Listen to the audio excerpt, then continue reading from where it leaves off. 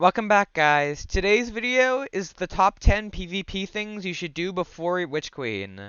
I've seen a lot of people make videos on what you should do for Witch Queen in the general game sense or a PvE sense, but I've not seen many for PvP. For PvP, there's a lot of guns and activities you should be doing before you get there. And I go through in this video all of them and my top 10.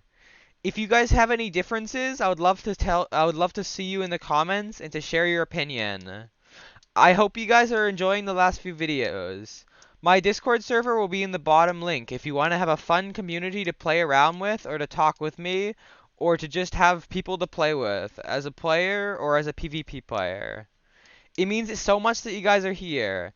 And if you guys are new, it would mean so much if you like and subscribe. And just watching this video and giving me watch time really improves the YouTube algorithm and really helps me out. I really appreciate everyone being here. And I have a lot of describing and a lot of good information to tell you guys. So I'm gonna get into the number 10 spot. Here you go, and I hope you guys have an amazing day. Okay, number 10 on the list. I would say the Gambit Weapons. This is really not that important, but these guns are insane, and if you get one, can be some of the best guns in the game. The Borrowed Time is probably the second best SMG if you get the best roll of rangefinder on it in max range. It's extremely hard to get with really difficult rolls, but in this massive time we have in between Witch Queen, it'll give you something to do and something to go for. Because I've run into a bunch of not being able to find things to do, and Gambit can really use up your time and really make you enjoy your games. If you just to get through the pain of Gambit, I would suggest going in with like a fire team of just your friends and just have some fun and just keep getting your games done fast and melting the boss. I could also go for the bottom dollar if you're on the way to getting this SMG because the bottom dollar is one of the best 180 hand can or 120 hand cannons. It can roll explosive rounds rangefinder. This gun's amazing, but it does get beaten out by the igneous hammer in some situations. But explosive rounds can sometimes be better, and some people like explosive rounds over other things, like opening shot. Um, this is not your main priority over the. This is why I only put it on number 10 because it's extremely hard to grind for these, but it does give you something to do.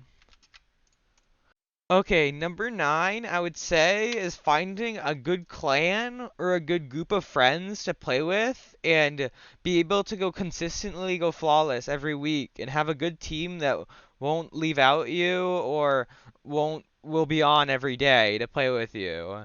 This is a commonly underrated thing, and I think if you don't, it's kind of hard to play in a competitive sense in this game.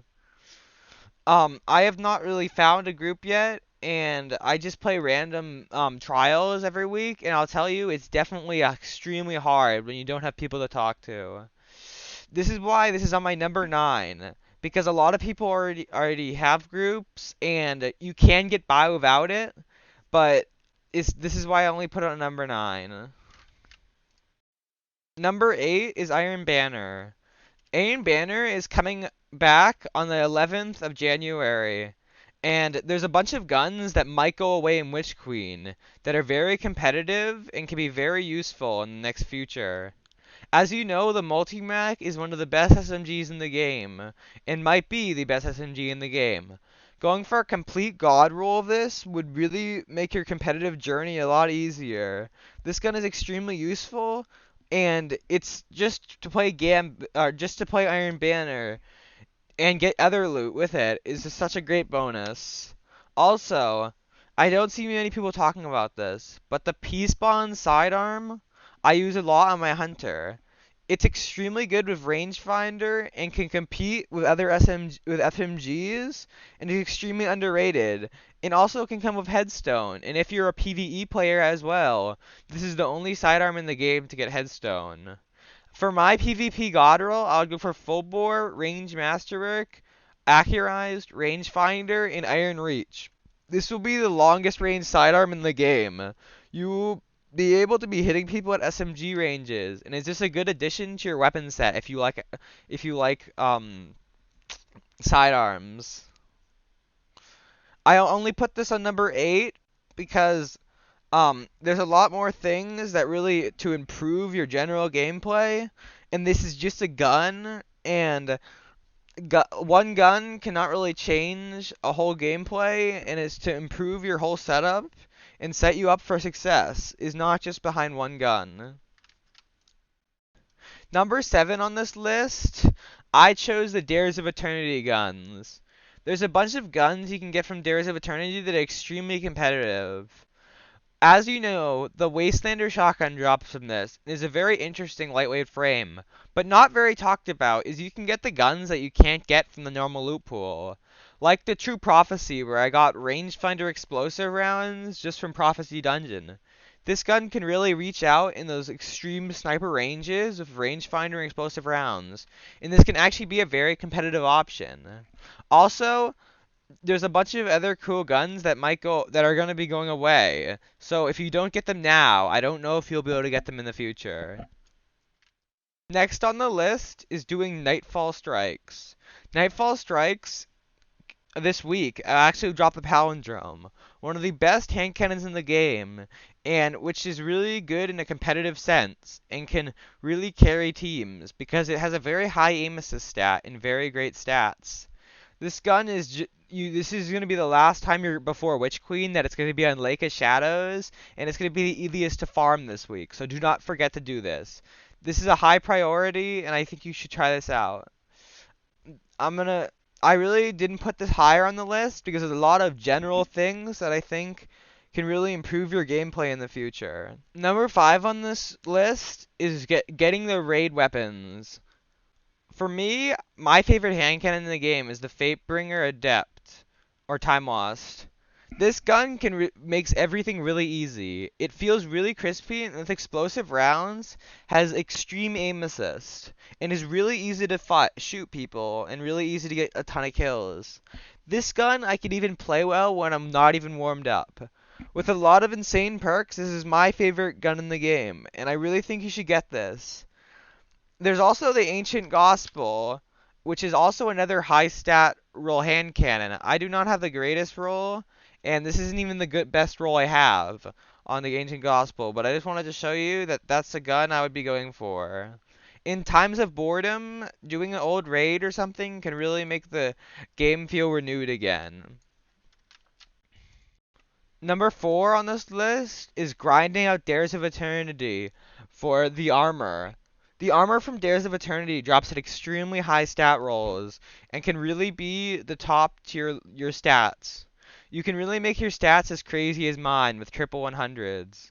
It is great to find how to really max out the stats, to truly feel like a true magician as a guardian or a witch or wizard. This game has a lot of possibility with builds, and a high armor stat rolls is why I put it on 4 on this list. As a bonus, I wanted to that didn't make it on my list.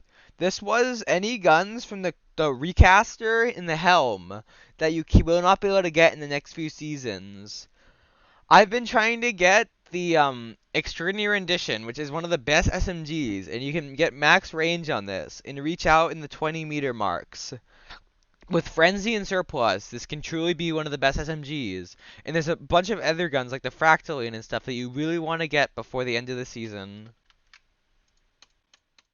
Number 2 on this list is build crafting. Build crafting can really make or break the game.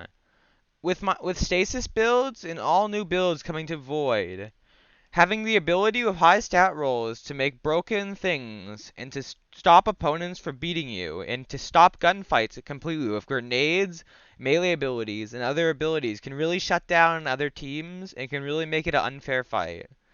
I only put this at number 2 because it still takes skill to play the game, and build crafting can really take it up to a next level, but it can never fix the full problem of just using skill. If you want to see a full meaning of what I mean build crafting, Cami Cakes just came out with a really long advanced build crafting guide that you can check out, and that's really what I modeled my build crafting after. Number 1 for me is probably private matches and 6v6. Just to improve at the game and to get really good with game sense and aim. And just to play every day.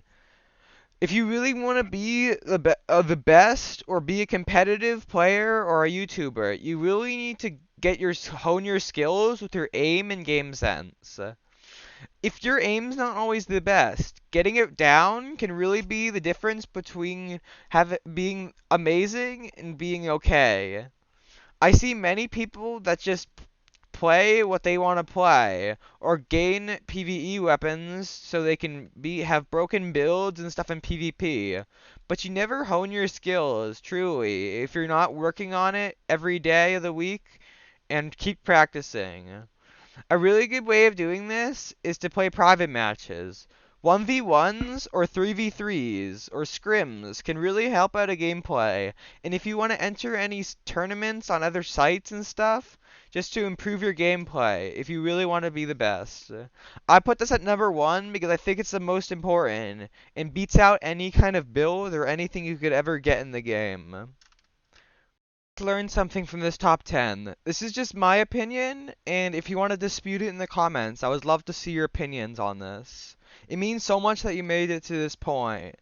And some of these guns, I really am going to grind for myself, because I, as myself, has not even done this. A lot of my checklist is mostly just for me, but I know there's a lot of other things that I left out that might want to be added. I've really been enjoying this season, and I can't wait for Witch Queen. And I can't wait to make more videos on the Witch Queen. It means so much that you guys are here, and I really appreciate you watching. Thank you for watching, and have an amazing day. Goodbye, guys!